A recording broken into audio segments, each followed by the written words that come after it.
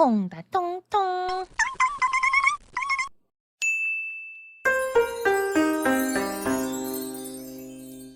비칠거리는 배서방. 그게 정말이야? 배서방은 눈이 휘둥그레졌다. 친구인 들창코가 이런 말을 했기 때문이다. 이건 나만 알고 너만 아는 비밀이야. 남산에 산삼이 2개 자라는 걸 발견했어. 그러니 우리 둘이 딱 한 뿌리씩 캐어 먹자고. 엄청 비싸고 구하기 힘든 산삼을 발견했으면 왜 제가 다 캐어가지 않을까 하는 의심이 들었다. 그 대답을 들려주려는 듯 친구가 말했다. 내가 꿈을 꾸었는데 말이야, 머리가 하얀 노인이 나타났어. 그 노인이 나는 신령이다 하고 나서 남산 건바위 밑에 산삼 2뿌리가 자라고 있으니 캐어서 너의 배 친구랑 각각 하나씩 나누어 먹어라 하지 않겠어? 만일 내가 다 캐어가지면 큰 재앙이 내리고 너랑 사이좋게 하나씩 먹으면 장차 무과에 합격하여 벼슬을 얻는다는 거야. 그제야 고지식한 배서방은 친구의 말을 믿었다. 배서방이라 하여 나이가 많은 게 아니었다. 이 무렵은 14살만 되어도 장가를 드는 풍습이 있어서 배서방도 일찍 장가를 들어 겨우 18살 밖에 안 되었다. 성이 문씨인 친구 들창코도 장가를 들어 문서방이라 불렸다. 두 친구는 남산 건바위 아래로 가서 산삼 2뿌리를 캐어 각각 하나씩 날로 우적우적 씹어 먹었다. 힘나지? 들창코가 물었다. 배서방이 대답했다. 그러니까 너도 밤낮 너희 아버지한테 돈을 달래서 쓰지만 말고 무과에 합격해서 벼슬 한 달이 더 얻어 돈을 벌라고. 알았어. 그런데 정말로 산삼 먹으면 나같이 힘이 세지 않은 사내도 무과에 합격할까? 그럼 우리는 산신령님이 뒤를 밀어주잖아. 배서방은 키만 컸지 약골에 속했다. 귀하게만 자라서 마당을 쓰는 사립이 한 번 안 들었던 것이다. 집으로 돌아간 배서방은 싱글벙글하였다. 웬일로 오늘은 네가 비칠거리지 않노? 아버지 배첨지가 아들의 눈치를 보며 물었다. 배서방의 집은 서울 마포 서강에 있는데 아버지 배첨지는 대대로 그곳에 살아 터줏대감 행세를 하였다. 조상에게 물려받은 논밭이 많아 부자 소리를 들었으며 새우젓 장사를 하여 매일 뭉칫돈을 만졌다. 서강은 서울에서 사람이 많이 붐비는 나루 중 하나였다.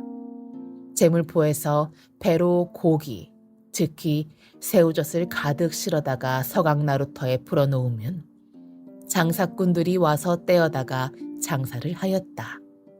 이 녀석아, 돈만 많으면 뭐든지 할 수 있어. 이것이 배첨지가 아들 배서방에게 귀에 못이 박히도록 하는 말이었다.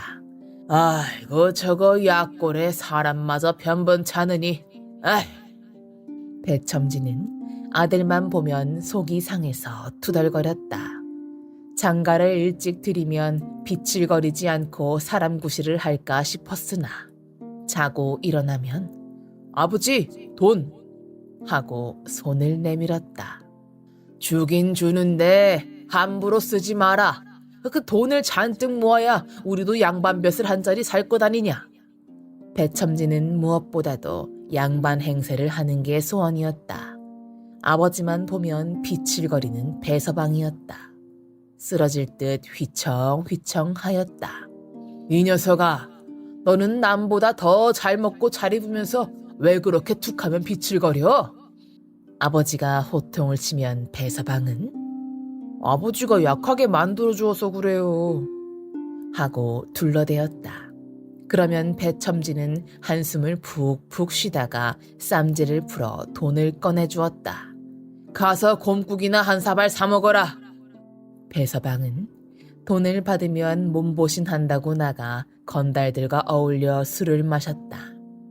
그랬는데 오늘은 비칠거리지도 않고 씩씩하게 일찍 집으로 돌아와 싱글벙글 하는 게 아닌가. 뭐 좋은 일이라도 생겼냐? 뭐 금덩이라도 주웠어? 아버지, 나 오늘 산삼 먹었어요. 산삼? 그 돈을 아무리 많이 준대도 못 사는 산삼이 아니냐? 그런 것을 네가 어떻게? 문창코가요. 배서방은 들창코와 남산에 갔던 이야기를 하였다. 아버지는 고개를 갸웃거렸다. 정령쿠, 네 친구가 산신령 꿈을 꾸었다면 틀림이 없다마는 도무지 믿어지지가 않는구나. 왜냐하면 아들이 사귀는 친구들은 하나같이 정직하고 똑똑한 사람이 없기 때문이다. 몽땅 술꾼이었다. 아버지, 두고 보세요. 들창코 덕분에 무과에도 합격하고 벼슬도 한 자리 얻을 거예요. 그렇다면 그 비만 오면 코에 물이 들어갈까봐 고개를 숙이고 땅만 보고 다니는 들창코가 네 친구 중에 가장 쓸만하구나. 이튿날 아침 일찍 들창코가 배서방네 집에 찾아왔다. 간밤에 말이야, 나 또 산신령님을 꿈에 보았어. 우리에게 산삼 한 뿌리씩 먹게 해준. 그래? 그래서? 이번에는 네 아버지에게도 산삼 한 뿌리 캐어 잡수시게 하래. 건바위 아래에 100년 묵은 산삼도 한 뿌리 자라고 있대. 그러면 너희 아버지 캐어다 드리지. 왜? 배서방은 의심스러웠다. 그 의심도 들창코가 풀어주었다. 산신령님이 이번에는 그냥 주지 않는데 이 세상에는 공짜가 없대. 그러니까 돈 1천냥을 줄 수 있는 사람에게 주는 거래. 에이, 산신령님이 돈을 어떻게 받아? 돈을 항아리에 넣어서 산삼 캔 자리에 묻으면 신선이 밤에 아무도 몰래 내려와 꺼내간대. 그러니까 얼른 너희 아버지께 말씀드리자. 아버지, 어제 저한테 산삼 한 뿌리 캐어 먹게 한 들창코가 왔어요. 배첨지는 누워있다가 일어나 들어오라고 하였다. 들창코는 무릎을 꿇고 산신령님 꿈, 100년 묵은 산삼, 산삼값 1천냥 이야기를 조리 있게 말했다. 배첨지는 잠시 생각에 잠겨있다가 마당으로 나가 하인을 불러 귀갯말을 하였다. 다시 사랑방으로 들어온 배첨지가 들창코에게 말했다. 그러하다면 좀 이따가 남산에 같이 가자. 돈 1천냥을 항아리에 넣어가지고 가야 합니다. 100년 묵은 산삼을 캐고 나서 그 자리에 묻어야 하니까요. 배첨지는 들창코를 가만히 바라보며 고개를 끄덕거렸다. 얼마가 지나자 대문 밖이 왁자했다. 배첨지 하인이 포졸들을 데리고 온 것이다. 그 누구요? 허황된 소리로 협잡질을 하려는 놈이? 포졸이 사랑방을 들여다보며 외쳤다. 배첨지는 턱으로 들창코를 가리켰다. 포졸이 들어와 뒷덜미를 낚아채자 들창코는 버들버들 떨며 애원했다. 아이고, 잘못했으니 한 번만 용서를. 포졸이 이실 짓고 하라고 을러대자 들창코는 마당으로 끌려나와 두 손을 싹싹 빌었다. 산삼이 아니라 도라지지. 산신령 꿈도 거짓말이고. 배첨지가 고함쳤다. 예, 맞습니다요. 우리 집 밭에 심은 도라지를 캐어다가 심고 친구에게 산삼이라고 장난한 겁니다요. 하도 빈둥빈둥 놀면서 비칠거리는 게 영 안타까워 함께 무술이나 익혀 무과를 보려고요. 하면 100년 묵은 산삼을 캐고 1천냥을 그 자리에 묻으라는 것. 이 말에는 들창코가 얼른 대답했다. 어젯밤 꾼 산신령 꿈은 절대 거짓말이 아닙니다요. 절대로 아닙니다요. 그렇다면 100년 묵은 산삼이 있다는 곳에 가보자. 가서 정말 산삼이 발견되면 1천냥이 아니라 1만냥이라도 항아리에 넣어 묻으마. 이렇게 하여 배첨지와 포졸들 그리고 들창코와 배서방과 하인이 남산으로 향했다. 어디냐 백년 묵은 산삼이 있다는 데가. 배첨지가 묻자 들창코가 말했다. 여기에 도라지를 심었다 했으니까 바로 그 아래라면 이쯤 될 것입니다. 배첨지는 하인을 시켜서 들창코가 가리키는 곳과 그 주위를 가지고 온 삽으로 파보라고 하였다. 그렇지만 풀뿌리만 나올 뿐이었다. 건바위 아래쪽 사방은 물론 위쪽까지 살펴가며 파보았으나 산삼은 발견되지 않았다. 이런 망할 놈, 산신령금 그거 거짓말인 게냐? 아닙니다. 어젯밤 꿈에 정말로 산신령님을 만나보았습니다요. 그렇다면 왜 산삼이 없어? 도망갔나 봅니다. 이놈아, 산삼에 발이 달렸든? 들창코와 배첨지가 한참 실랑이를 한 뒤에 포졸들이 달려들어 들창코를 꽁꽁 묶었다. 관가에 끌고 가서 곤장을 치려는 것이었다. 이때 그윽한 음성이 들려왔다. 포승을 풀어주어라.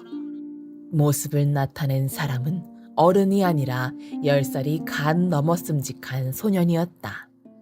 보졸들은 그 소년을 보자마자 그 자리에 넙죽 엎드렸다. 배서방도 덩달아 엎드렸다. 이런 산신령님 아드님인가 봐. 들창코도 꽁꽁 묶인 채 외치고 나서 덜썩 주저앉아 고개를 숙였다. 보졸이 그 소년에게 말했다. 아이고 그 김진사 나리께서 어인일로 여기를 다 오셨나이까. 이 소년은 지체 높은 양반댁 아드님이었는데 이미 어린 나이에 진사시험에 합격하여 서울 장안에서 신동으로 소문이 자자했다. 진사 소년이 말했다. 산에 와서 조용히 글을 읽는데 너희가 참으로 우스운 일을 벌이기에 귀를 기울였느니라. 사실은 이 녀석이 현잡질을 하려고 그 산신령님을 꿈에서 보았느니 백년 묵은 산삼이니 하여. 소년은 하하하 웃고 나서 말했다. 산신령 꿈이 아니라 개꿈이니라. 개꿈? 꿈이라는 것은 다 맞는 게 아니지 않느냐? 너희도 꿈을 꾸어보아 알겠지만 맞지 않는 꿈을 수도 없이 많이 꾸지? 예. 저 사람도 그런 개꿈을 꾼 거야. 예. 그러니 무슨 죄가 있느냐? 어서 풀어주어라. 보졸들은 불이 나게 들창코를 풀어주었다. 들창코가 소년에게 불쑥 말했다. 어쩌면 그렇게 어젯밤에 꿈속에서 뵌 산신령처럼 생기셨나이까? 진사얼은 그 산신령님 아드님이라고 해도 고지 듣겠나이다. 소년은 또 한바탕 웃고 나서 들창코에게 물었다. 네 소원은 무엇이냐? 들창코가 배서방을 가리키며 대답했다. 저 친구와 함께 무과시험을 보아 합격하는 것이옵니다. 그래? 그거 어렵지 않지. 나같이 문과에 합격하려면 하늘의 별 따기보다 어렵지만 무과 정도는. 이때 잠자코 듣고만 있던 배첨지가 나서서 말했다. 아이고, 제 아들이 그 툭하면 저를 닮아서 비칠거립니다요. 그러니 어떻게 무과시험을 보옵니까? 비칠거린다? 하면 어떻게 비칠거리는지 한번 구경 좀 해보자. 소년 진사의 말이 떨어지기가 바쁘게 배첨지는 아들에게 그런 신용을 해보이라고 하였다. 상껏들이니 아무리 나이가 어린 진사이지만 그 명을 거역할 수가 없었다. 배서방은 벌떡 일어나서 평소에 아버지에게 돈을 타려는 방편으로 해오던 몸짓을 해보였다. 그것은 보통 사람도 흉내내지 못할 만큼 기묘했다. 앞으로 고꾸라질 듯 하면서도 몸을 발딱 일으키고 뒤로 곧 자빠질 듯 하면서도 몸을 불쑥 일으켰던 것이다. 웃어가면서 그 광경을 지켜보던 소년 진사가 말했다. 버드나무 가지가 휘들어지는 춤솜씨구나. 칼춤만 잘 추어도 무과에 합격할 수 있다. 예? 귀가 번쩍 띈 사람은 들창코 문서방이었다. 하면 저는 엉덩이 춤을 잘 추옵니다. 시키지도 않았건만 들창코가 엉덩이 춤을 추기 시작했다. 소년 진사는 웃음을 터뜨렸다. 그도 그럴 것이 보통 걸음걸이로 걸어가는데 엉덩이가 요리조리 실룩실룩하는 것이었다. 소년 진사가 말했다. 얼마 안 있으면 나라에서 무과시험을 본다. 수양버들과 엉덩이는 그때 나가서 칼춤을 선보이거라. 그리하면 내가 조카뻘 무관에게 기뜸해서 입격시키도록 하겠다. 물론 무과는 무술이 으뜸이지만 칼춤 솜씨가 뛰어난 자가 흔치 않거든. 칼춤은 나라에서 경사가 있거나 흥겨운 자리에서 무기를 들고 재밌게 보여야 하는데 잘하는 사람이 없어. 배첨지가 소년 진사 앞으로 나아가 넙죽 엎드리더니 또 속삭여 울었다. 또 속삭여 물었다. 몇 냥이나 들여야 하옵나이까? 묵과에 칼춤을 추어 합격하는데 돈이 드는 줄 알았던 모양이다. 소년 진사가 혀를 끌끌 차고 말했다. 돈을 들여 합격을 하겠다. 아버지보다 아들인 배서방이 더 썰썰 빌었다. 우리 아버지는 새우젓 장사만 해서 돈밖에 모릅니다요. 용서해 주십시오. 배첨지가 우는 소리로 아들의 말을 이었다. 아이고, 이 상것은 오나가나 장사만 해서 얼마냐 그 소리밖에 할 줄 모르옵니다. 그래, 사람살이가 다 버릇이 잘못 들어서 비뚤게 나가는 것이니라. 소년 진사는 손을 흔들고는 포졸들과 함께 사라졌다. 배첨지는 하인과 함께 집으로 돌아가고 배서방과 들창코 문서방은 그 자리에 남았다. 손에 칼을 들고 추어야 칼춤이지? 그렇고 말고. 두 친구는 나뭇가지를 꺾어서 칼 대신 손에 쥐고 춤을 추었다. 키가 크고 빼빼한 배서방은 비칠비칠, 뚱보 들창코는 엉덩이를 실룩실룩. 참 잘 어울렸다. 두 친구는 이튿날부터 막대기가 아닌 진짜 쇠붙이 칼을 구해 여러 번 칼춤 연습을 하였다.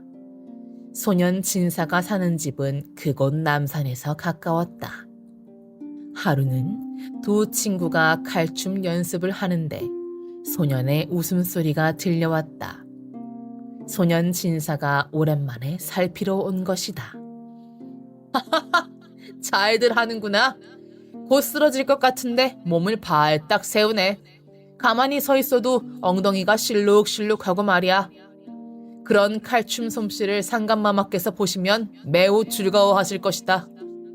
소년 진사가 데려온 무관에게 말했다. 아무리 춤을 잘 춘다 해도 무술의 기초 실력은 닦아야겠지? 예, 그렇지요, 삼촌. 그 무관은 소년 진사가 말한 묵과 시험관이었다. 하면 조카님이 오늘은 저 사람들에게 무술의 기초를 대강 가르쳐주게. 그러겠습니다, 삼촌. 이렇게 하여 배서방과 들창코는 난생 처음으로 하루 종일 땀을 흘리며 무술을 익혔고 다음 날부터는 그것을 연습했다. 또 얼마 뒤에 배서방과 들창코 문서방은 묵과 시험을 치러 칼춤 솜씨로 즉별히 합격했다. 배선달의 행진. 묵과에 급제한 배서방은 배선달로 불렸다. 그렇지만 선달이 되었다고 해서 벼슬을 얻은 것은 아니었다. 우리 아들이 출세했어. 그 누구보다도 좋아한 사람은 아버지 배첨지였다. 이 녀석아, 네가 우리 집안을 빛낼 것은 틀림이 없다. 그러니 더욱 몸가짐을 잘해서 딱 하나 벼슬 한 자리 얻거라. 하면 내 평생 소원인 양반 노릇 좀 해볼란다. 아버지, 벼슬은 문과에 급제하고도 얻기 어려운 것입니다. 그것을 낸들 왜 모르겠느냐? 하오니 이제부터는 벼슬 한 자리 얻기 위해서 교재를 터야 할 것 같습니다. 터야지! 터야지! 이제는 아들이 비칠거리지 않아도 돈을 한 움큼씩 쥐어주었다. 교재 트는데 쓰라는 것이었다. 그렇지만 배선달은 그 돈을 가지고 나가서 여전히 건달들과 어울렸다. 술을 마시며 노는데 정신이 팔렸다. 특히 들창코와 매일 어울렸다. 들창코도 배선달과 똑같이 무과에 합격하여 문선달로 불렸다. 너 내 덕분에 무과에 올라선달이 된 거 알지? 들창코는 심심하면 공치사를 하였다. 그래, 네 개꿈이 우리를 출세시켰다. 다음에는 진짜 산신령 꿈을 꾸어서 너랑 나랑 벼슬 한 자리 꼭 얻고 말 거야. 산신령님 꿈 아니라도 우리가 벼슬 한 자리 얻는다면 개꿈을 꾸어도 돼. 둘은 만나면 을의 술집으로 향했고 술 마시면 맡아놓고 배선달이 술값을 내었다. 근데 집에 들어갈 일이 걱정이다. 아버지가 몽둥이를 들고 기다리시거든. 술을 곤드레 만드레 마시고 나서 하는 배선달의 말이었다. 하루는 문선달이 술에 잔뜩 취한 배선달을 부축하여 집까지 데려다 주었는데 대문이 잠겨 아무리 문을 두드려도 열어주지 않았다. 한밤중이어서 식구들이 잠을 자기 때문이기도 하였으나 배첨지가 열어주지 말라고 식구들에게 말했기 때문이다. 어떡하지? 배선달이 문선달에게 물었다. 어이구, 집에 들어갈 꾀도 생각하지 못하는 이 멍청아. 문선달은 대문 왼쪽 10발짝쯤 떨어진 곳에 집단 몇 개를 갖다 놓고 불을 붙였다. 불이야! 불! 불! 문선달이 외쳤다. 그러자 대문 열리는 소리가 나더니 배첨지가 튀어나왔다. 잠을 안 자고 아들을 기다리다가 놀라서 나와보니 대문 왼쪽에 집단 몇 개가 활활 타오르고 있었다. 이때 대문 오른쪽 어둠 속에 숨어있던 문선달이 배선달의 손을 잡아 끌어 집 안으로 밀어넣고 주랭랑을 놓았다.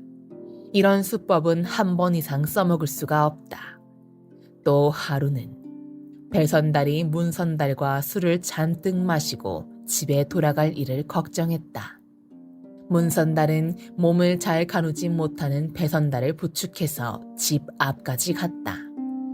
역시 한밤중이어서 대문이 꽉 잠겨 있었다. 또 큰일이네. 문을 두드리면 아버지가 몽둥이를 들고 나오셔. 이거 큰일인데. 문선달이 배선달을 대문 왼쪽에 숨겨놓고 오른쪽에 가서 개 짖는 소리를 내었다. 아니나 다를까 배첨지가 잠을 안 자고 아들을 기다리다가 개 짖는 소리를 듣고 대문을 열고 나왔다. 웬 놈의 개가 한밤중에 남의 집 대문 앞에 와서 짖어대나? 문선달은 오른쪽으로 몇 발짝 더 가 어둠 속에서 개 짖는 소리를 내었다. 배첨지가 그쪽으로 가는 동안 배선달은 잽싸게 대문 안으로 들어가는데 성공했다. 이런 수법 또한 한 번 이상 써먹을 수가 없다. 고지식한 배선달은 아버지를 속이는 짓이 마음에 걸려 술을 깬 다음 날에는 잘못을 빌었다. 아버지. 배선달은 아버지에게 집에 들어온 방법까지도 다 말씀드렸다.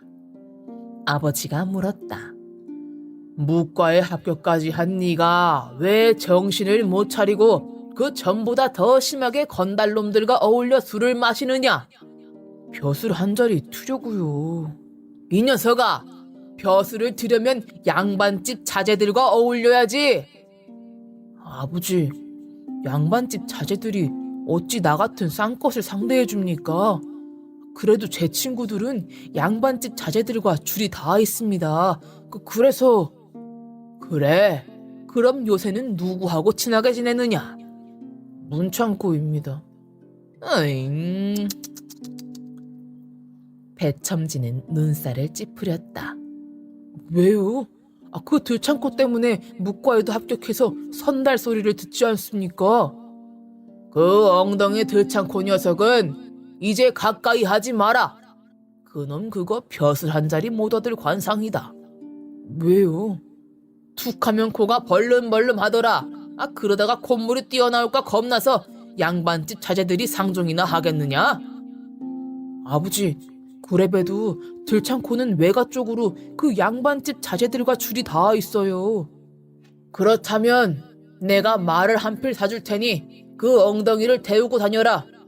하면 양반집 자제들이 그 밑에서 보아도 들창코라는 것을 모를 것 아니냐. 좋습니다. 좋아요, 아버지. 이렇게 하여 배선달은 아버지가 사준 멋진 말을 타고 다니게 되었다. 뒤에 타는 문선달도 기뻐했다. 친구야, 이제는 우리에게 말이 있으니 그 더 먼 세상 구경도 하면서 살자. 그게 뭔 소리요? 기왕이면 기생집에 가서 술을 마시자 이 말이다. 헛다, 우리 상껏들이 양반집 자제들이 가서 마시는 술집에 어떻게 간대? 간다 한들 그 기생이 우리 차지가 되나? 우리는 마당에 놓은 평상에서 기생 구경이라도 하면 되지. 배선달은 귀가 솔깃했다. 어느 날 배선달은 말 뒤에 문선달을 태우고 감히 상껏들은 드나들기조차 힘든 기생집을 찾아갔다. 어디서 온 누군데 감히? 문지기가 눈을 부라렸다. 여기에 김진사 어른이 오시지요? 김진사? 문지기는 고개를 갸웃거리다가 안으로 들어가게 하였다.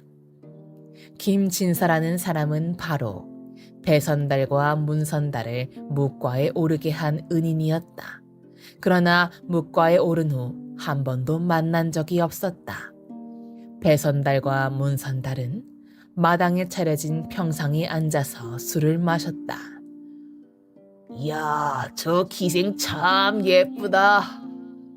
그러게, 달덩이같이 생겼어. 우리는 언제 저런 기생하고 술을 한번 마셔볼까? 벼슬 한 자리 얻으면 식은 죽 먹기지.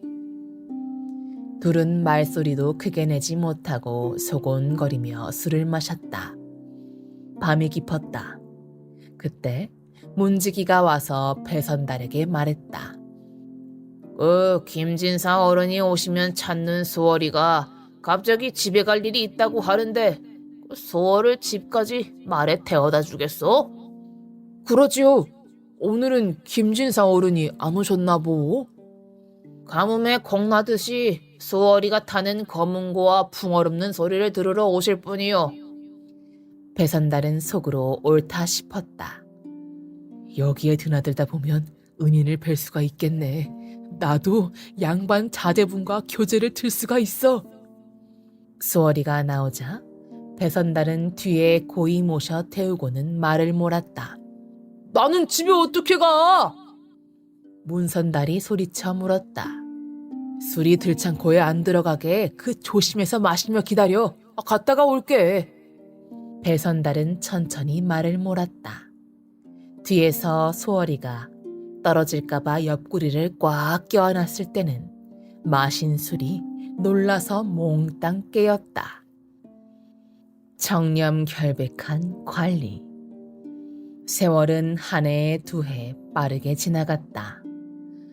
배선달과 문선달은 벼슬 한 자리를 얻으려고 별의별 지혜를 다 짜내었으나 마음과 뜻대로 되지 않았다. 이제는 소년티를 벗어났을 그 진사도 만날 길이 없었다. 우리가 이렇게 허송세월할 게 아니라 묵과에 합격했으면 본격적으로 무술을 닦는 건 어떨까? 그래, 그래서 전쟁이 일어나면 그 전쟁터에 나가 무공을 세우자고. 그러면 벼슬은 자연히 굴러 들어오겠지. 두 친구는 큰 깨달음을 얻었다. 그리하여 말을 한 필 산 들창코 문선달과 배선달은 날이 밝으면 병서를 읽어가며 무술 연말을 하기 시작했다. 두 친구는 남산뿐만 아니라 장안의 산이라는 산은 다 돌아다니며 활쏘기, 장쓰기 따위의 무술을 익혀나갔다. 둘은 사냥도 곧잘 하였다.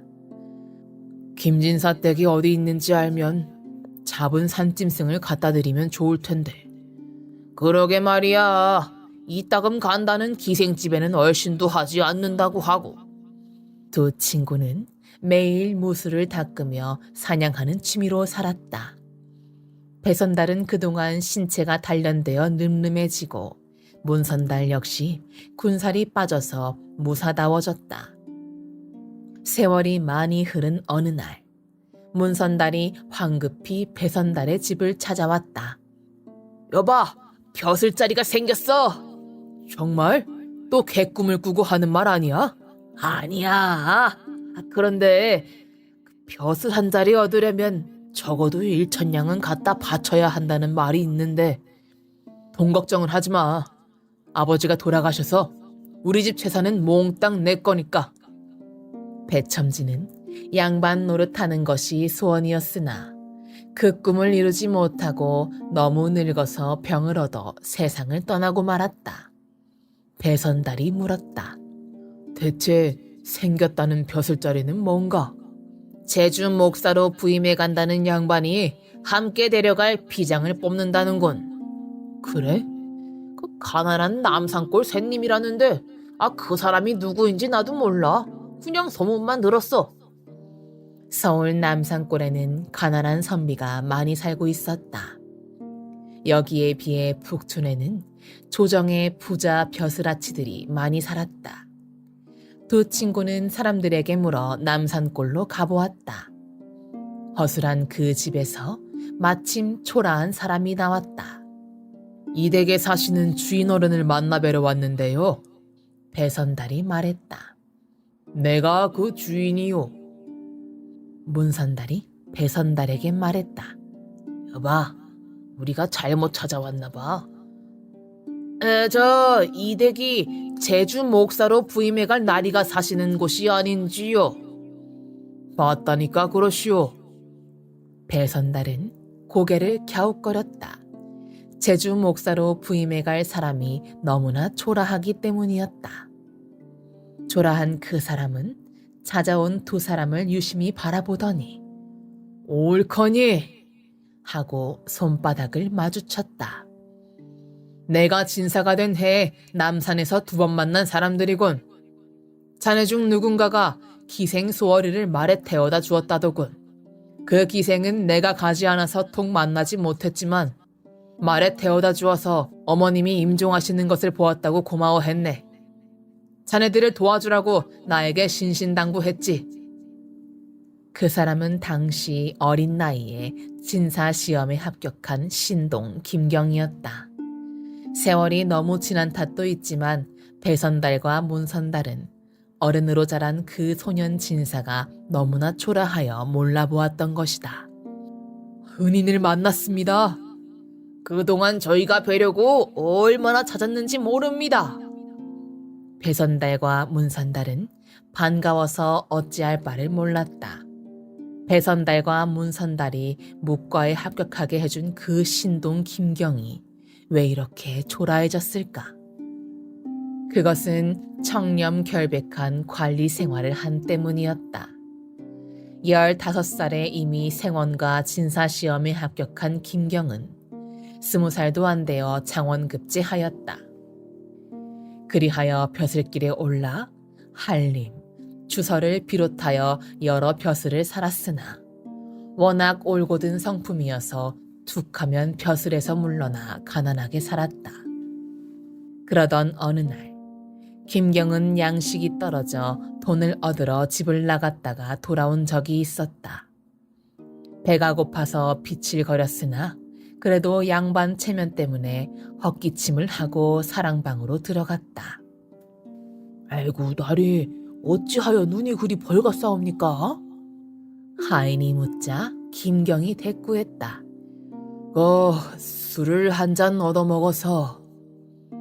둘러댄 말이었다. 돈을 빌리러 하루 종일 헤매이다가 헛걸음치고 돌아와서 너무 피곤하여 눈에 핏발이 선 것이었다. 김경은 빈 담뱃대를 입에 물고 헛기침만 하였다. 부인은 생각했다. 이 양반이 양식 마련할 돈을 못 구하고 빈손으로 돌아와서 안방에 들어오지도 못하는구만. 서방님이 돌아오셨다는 몸종의 전가를 받고도 박씨 부인은 모르는 척했다. 늙은 몸종이 박씨 부인에게 말했다. 저 마님, 저녁을 지어야겠는데. 박씨 부인은 눈을 감고 앉아 대답하지 않았다. 집안에 곡식이 한 톨도 없기 때문이었다. 날이 어두워졌다. 박씨 부인은 몸종에게 물 한 대접을 데워오라고 하여 그것을 가지고 사랑방으로 갔다. 곡식이 한 톨도 없어서 저녁을 짓지 못했으니 굶어야겠습니다. 이거라도 드시고 주무세요. 김경이 말했다. 내일도 굶어야겠소. 어디 굶는 일이 한두 번입니까? 가난이 우리 집에만 와서 사는 게 아니잖소. 남산골 어느 집에서나 밥 먹듯 하는 판인데. 김경은 이렇게 태연히 말하면서도 가슴이 미어지는 듯 아팠다. 박씨 부인도 마찬가지였다. 달이 환하게 떴다. 그 빛이 나무 그림자를 비추었다. 박씨 부인이 한숨을 섞어 말했다. 가난한 남산골 우리 집에도 나무가 식량을 안겨주네요. 김경은 귀가 번쩍 뜨였다. 나무가 식량을. 문에 비친 저 나무를 베어 장작을 만들어 팔면 돈이 되고 그 돈으로 식량을. 김경은 벌쩍 뛰었다. 저 회나무를 베자는 거요? 안 될 말 마오. 돌아가신 할아버님이 심으시어 조상 대대로 보존해야 하는 나무를 베어 목구멍에 넣자니 그 아니 될 말이요. 박씨 부인은 생각이 달랐다. 반은 고목이 되었어요. 내버려 두었다가 쓰러지면 낡은 기와장이 깨지기만 합니다. 당신 말이 틀린 것은 아니지만 어찌 할아버님이 심으신 나무에 도끼를 대겠소? 어느 늙은 스님이 이런 말을 했습니다. 저 회나무는 구렁이 형세여서 이 집 운수를 가로막는다고요. 김경은 나직히 중얼거리듯 말했다. 나도 나갔다가 밤중에는 저 나무에 가려서 우리 집을 못 찾은 적이 있긴 있었소. 그러니 배워요. 그러면 할아버님도 후손이 굶주림을 면하여 좋아하시지 않겠어요? 김경은 마지못해서 그 나무라도 베어 양식을 마련하기로 하였다. 이튿날 김경은 하인과 오래 묵은 회나무를 톱으로 잘라 넘어뜨렸는데 그 소리가 하도 커서 남산골 사람들이 모두 나와 보았다. 하인이 그 나무에 가지부터 치고 잘라서 장작을 패었다. 우선 가지부터 잘라 팬 장작을 저작거리에 내다가 팔아 양식을 사와서 김경의 식구들은 굶주림을 면했다. 부인의 놀라운 지혜. 화창한 날 영조 임금님이 백성의 사는 모습을 살펴보려고 대궐을 나섰다. 병복 차림으로 변장을 했으며 관리들도 백성들이 눈치 못 채게 뒤를 따랐다. 남산골에 정빈한 선비들이 많이 산다 하는데 한번 가봐야겠군. 임금님은 남산골로 올라갔다.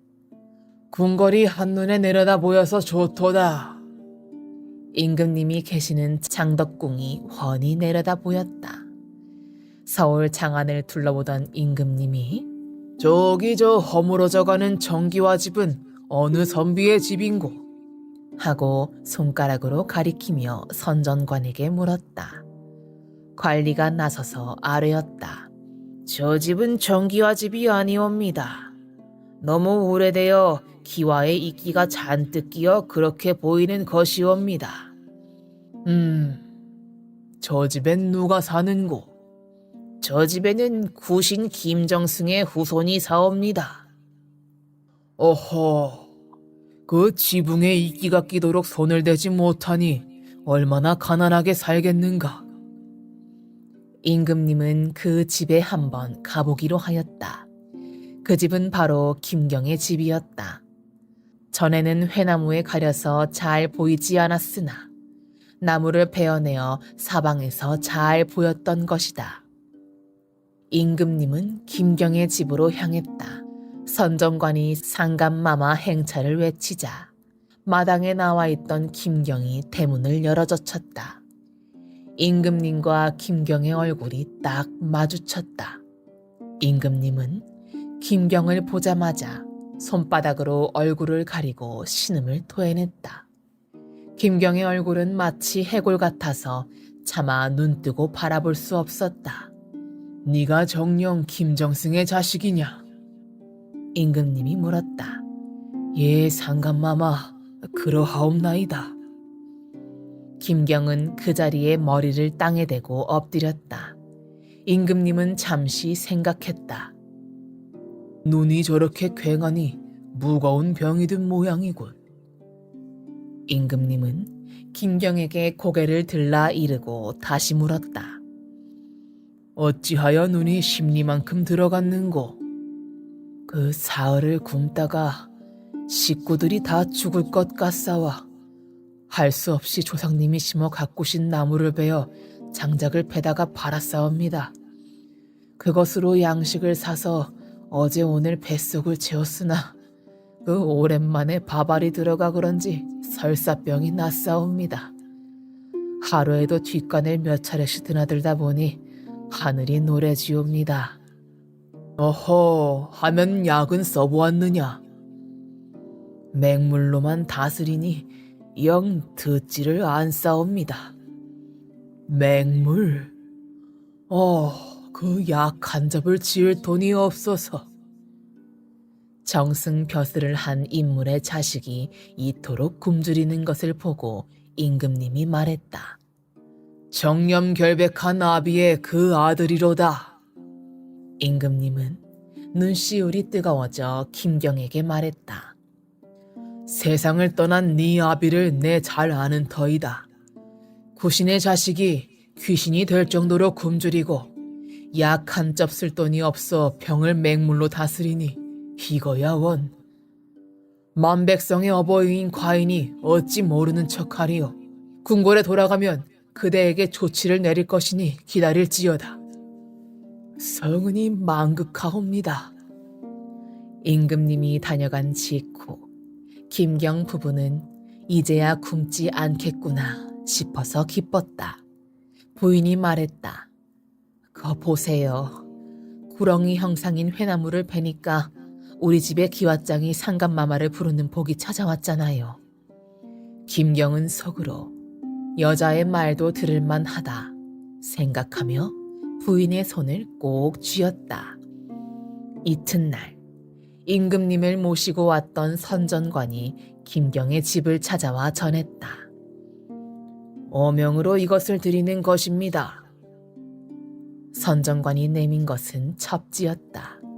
김경은 그 자리에서 임금님이 계신 북쪽을 향해 4번 절한 다음 그 첩지를 받들어 봉한 것을 뜯어보았다. 거기에는 뜻밖의 큰 벼슬이 내려져 있었다. 정념결백하기로 으뜸인 김정승 후손 김경에게 제주 목사를 제수하노라. 김경은 감격하여 다시 한번 임금님이 계신 곳을 향해 절을 올렸다. 부인은 김경 앞에서 춤이라도 출 듯이 기뻐했다.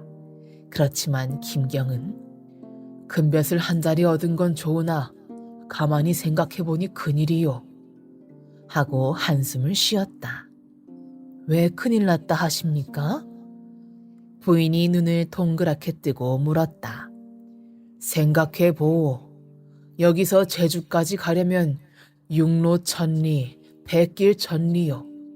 한데 어찌 돈 한 푼도 없이 간단 말이요.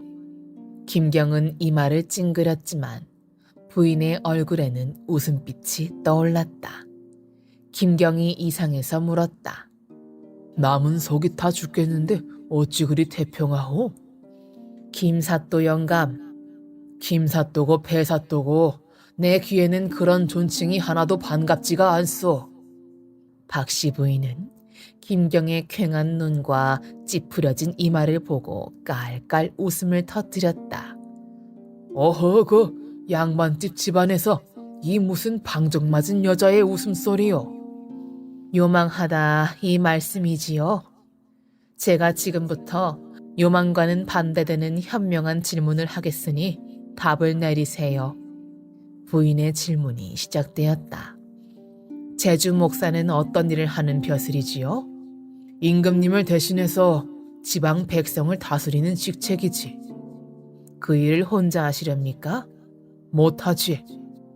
손발처럼 움직여주는 벼슬아치를 여러 명 두어야 하지요. 김경은 대답 대신 고개를 끄덕였다. 옛 탐라국인 제주는 드생곳이라서 벼슬아치들도 잘 뽑아서 데려가야 합니다. 미리 뽑으라 그 말이요? 일단 뽑아서 자질을 살피고 데려가야 실수가 없지요. 이방, 호방, 예방, 공방, 병방, 형방 그 육방 아전을 아예 이곳에서 뽑아 데려가라. 제주에 가서 그곳 사람들을 뽑으면 저희끼리 짜고 김사또 골탕 먹일 일을 도모할 것입니다. 김경은 귀가 번쩍 튀었다. 아, 그렇지. 그렇고 말고. 부인의 지혜에 새도 날아와서 절을 하겠어. 여지껏 여자는 내려다보시고 사셨군요. 아이고, 아니요. 여자도 덕과 지혜가 높고 행실을 바르고 큰일을 하는 여장부가 있어. 지금 생각해보니 부인도 여장부에 속하는구만. 하면 제 지혜를 쓰실 건가요? 회나무를 베개해서 우리 집안에 복이 들어왔으니 아무리 우둔한 남편이라도 왜 고맙지 않겠소? 어서 말해보시오. 김경은 자세를 반드시 고치고 부인의 입을 쳐다보았다. 부인이 말했다. 아전을 뽑으실 땐 자네도 미천을 드려야 비장한 자리라도 차지할 것 아니냐 그렇게 말하세요. 미천? 노자나 자고 먹는 돈 안 들이고 맨입으로 머나먼 곳을 갈 재주가 있는 사람이 없지 않습니까? 그렇지. 또 비용을 내야 제 돈 아까운 줄 알고 영감님을 목숨을 걸고 섬기며 따를 것 아닙니까? 하지만 1,000냥은 너무 많은 것 같소. 그 중에서 내가 떼어 먹는 것이 있다고 생각할 것 아니오. 부인은 혀를 차고 말했다. 그 돈을 받아서 맡아 관리하는 자를 정하면 의혹이 없을 것 아닙니까? 또 적절히 쓰고 남은 것은 제주도에 가서 돌려준다고 하십시오. 그러면 되겠구만. 1,000냥이 많다고 하면 이렇게 말씀하십시오. 아름다운 미녀가 많은 제주 구경하기가 쉬운 줄 아느냐고요. 그만한 돈을 들이지 않고는 못 간다고 하십시오. 사실이 그렇지. 육로 100길 합쳐 2,000리길을 제까지 것들이 어떻게 가나 평생 못 가볼 테지.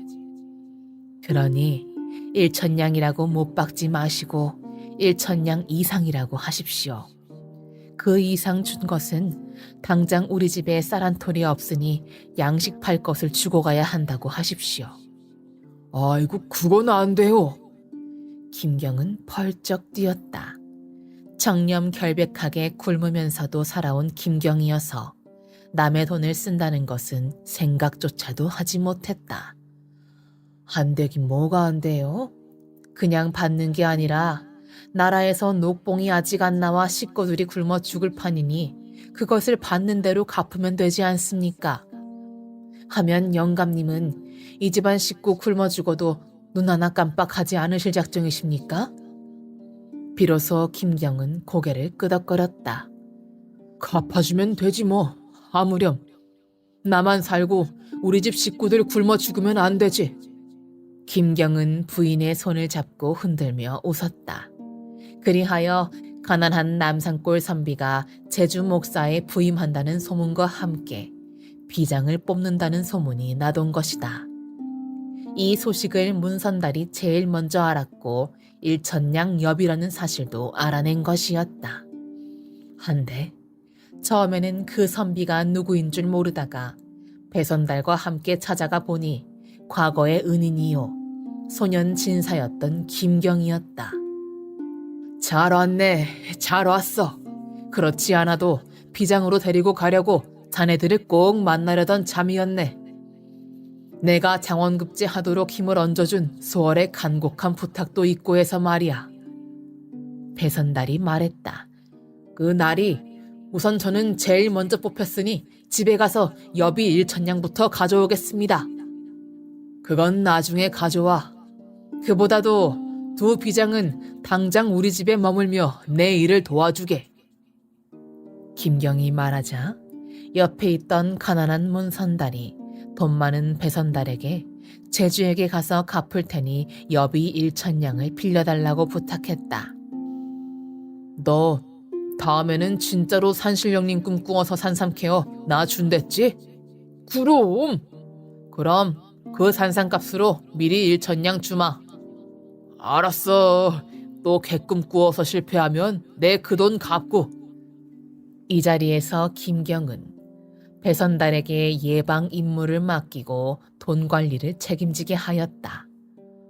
아, 꼭 일천냥이 아니라 그 이상이군요.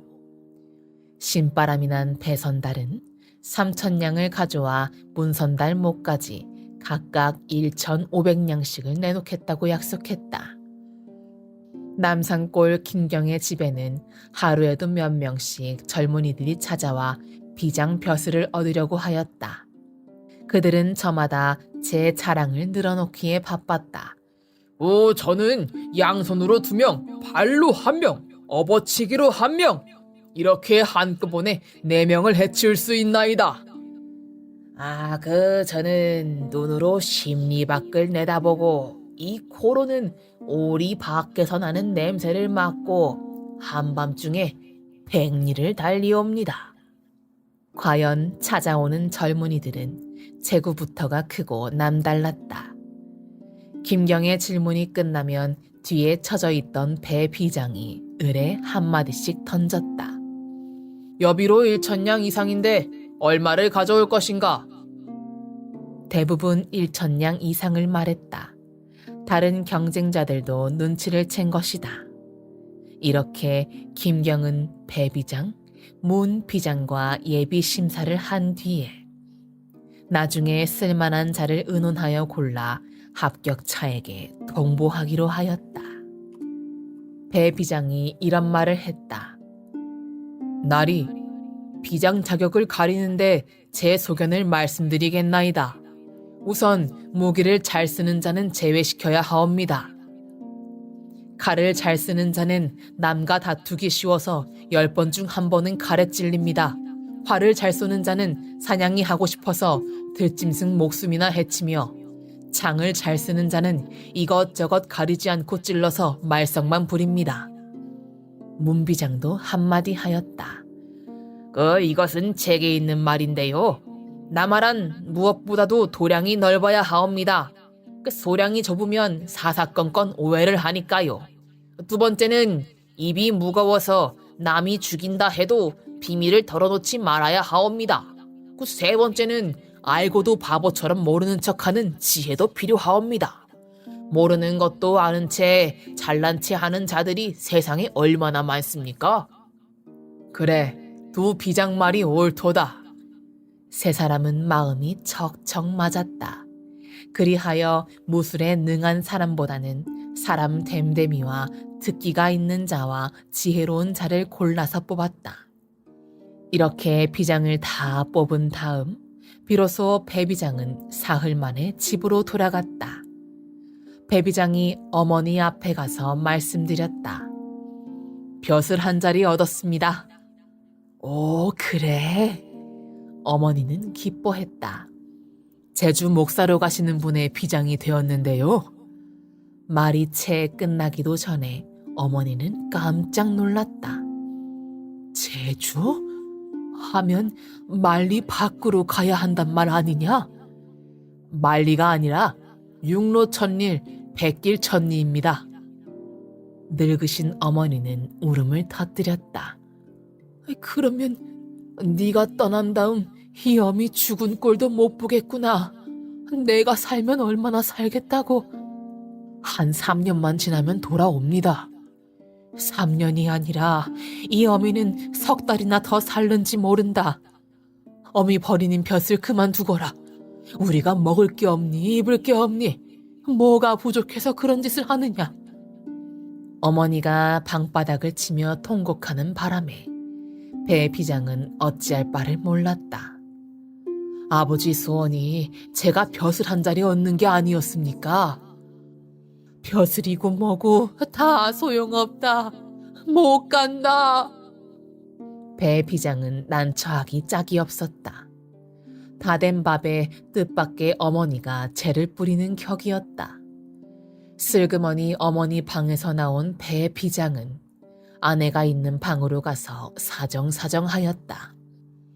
예방 비장 벼슬을 하여 제주에 가게 되었는데 어머니가 못 간다고 통곡을 하시며 붙더니 임자가 주면 어떻게 어머니 마음을 돌려보. 아내는 어머니보다 더했다. 시방 뭐라고 하셨어? 제주에 간다고요?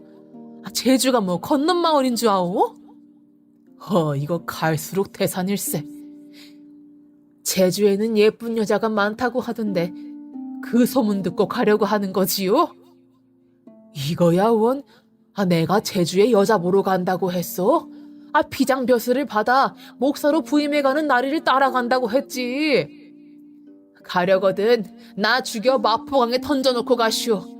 비장이건 된장이건 못하시오. 아내는 어머니보다 더 큰 소리로 방바닥을 치며 울었다. 배 비장은 이 노릇을 어찌해야 좋을지 몰라 화가 잔뜩 난 것처럼 하고 집을 뛰쳐나왔다.